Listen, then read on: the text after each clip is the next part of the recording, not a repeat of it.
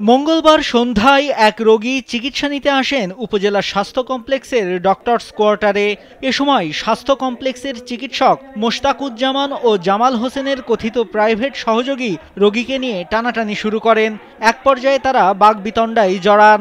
কিছুক্ষণের মধ্যেই বাগবিতণ্ডাকে কেন্দ্র করে ওই কথিত প্রাইভেট সহযোগীরা তাদের নিজ নিজ লোকদের খবর দিলে তারা এসে সংঘর্ষে জড়ায়। ঘটনার এক পর্যায়ে ডাক্তার মোশতাকুজ্জামানের কথিত প্রাইভেট সহযোগী সমর্থকরা ডাক্তার জামালের কোয়ার্টারে আক্রমণ করে।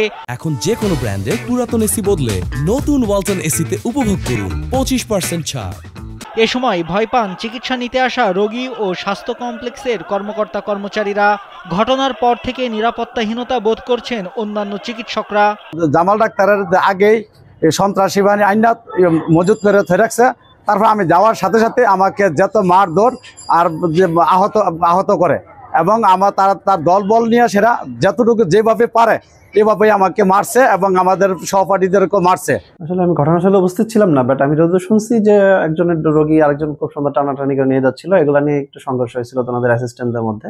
ব্রাহ্মণবাড়িয়ার কসবা উপজেলা স্বাস্থ্য কমপ্লেক্সের ডক্টরস কোয়ার্টারে এই চাঞ্চল্যকর ঘটনা ঘটে। স্থানীয়রা জানান, এই দুই চিকিৎসকের দুই কথিত সহযোগী দালালের মধ্যে রোগী নিয়ে টানাটানি নিয়ে বেশ কিছুদিন ধরে মতবিরোধ চলে আসছিল। মঙ্গলবার সন্ধ্যায়ও সেই মতবিরোধের জেরে এমন ঘটনা ঘটে। এদের কারণে রোগীরা স্বাস্থ্য কমপ্লেক্সে সেবা নিতে পারে না। এটা জামাল চৌধুরী এবং মিসকাতুজ্জামানের অ্যাসিস্ট্যান্ট নিয়ে মারামারি হচ্ছে। এটাও রোগী টানাটানি এগুলো নিয়ে আর কি। একজনের রোগী আরেকজন টাইনা নেই, আরেকজন রোগী একজন টাইনা নেই, সেই হিসাবে একজন আরেকজনকে মারছে দালাল, একজন ডাক্তারের অ্যাসিস্ট্যান্ট। ডাক্তারের লুবের কারণে তারা এত টাকার প্রয়োজন, টাকার জন্য তারা দালাল রাখছে রুগী টাইনা নেওয়ার লেগে। একজনের আরেক ডাক্তারের খারাপ বলতেছে, সে পারে না, সে এই নষ্ট করে লাগছে, সে এইটা করছে, এগুলা উটনামি করে ওই দালালের মাধ্যমে।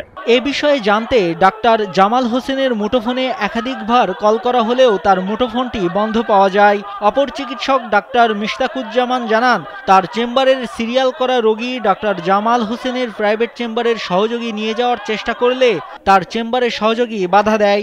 এতে তাকে তারা মারধর করে। এ বিষয়ে জানতে তার প্রাইভেট চেম্বারের লোকজন গেলে তাদেরও মারধর করে ডাক্তার জামালের লোকজন। আমি বিকাল 4টা-5টার দিকে চেম্বারে ব্যস্ত ছিলাম, রোগী দেখছিলাম। হঠাৎ করে একটু চেম্বারে চাপ ছিল বেশি, বাইরে রোগীরা বসেছিল, সিরিয়াল দিয়ে বিশেষ বাইরে বসেছিল। হঠাৎ করে দেখলাম একটা গালিগালাজ এবং একটা হট্টগোল ধাক্কাধাক্কি এমন একটা আমি এখান থেকে দেখলাম আর কি।